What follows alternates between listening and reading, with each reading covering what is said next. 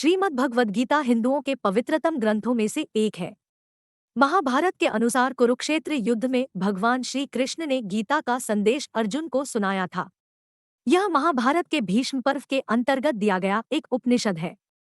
भगवद गीता में एकेश्वरवाद, कर्म योग, ज्ञान योग, भक्ति योग की बहुत सुंदर ढंग से चर्चा हुई है। श्रीमद् भगवद गीता की पृष्ठभूमि महाभारत का युद्ध है।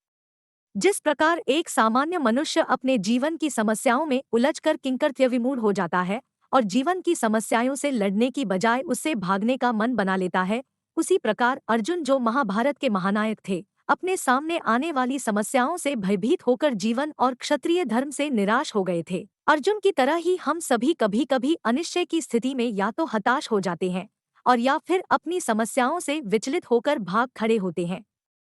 भारतवर्ष के ऋषियों ने गहन विचार के पश्चात जिस ज्ञान को आत्मसात किया, उसे उन्होंने वेदों का नाम दिया। इन्हीं वेदों का अंतिम भाग उपनिषद कहलाता है।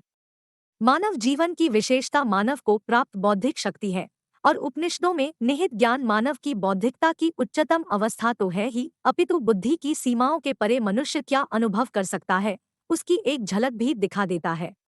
श्रीमद् भगवद गीता वर्तमान में धर्म से ज्यादा जीवन के प्रति अपने दार्शनिक दृष्टिकोण को लेकर भारत में ही नहीं विदेशों में भी लोगों का ध्यान अपनी ओर आकर्षित कर रही है।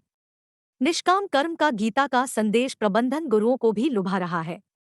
विश्व के सभी धर्मों की सबसे प्रसिद्ध पुस्तकों में शामिल है। गीता प्रेस गोरखपुर जैसी धार्मिक साहित्य की पुस्तकों को काफी कम मूल्य पर उपलब्ध कराने वाले इस प्रयास के तहत हम सभी 18 अध्यायों और उनके सभी श्लोकों का सरल अनुवाद हिंदी में करेंगे।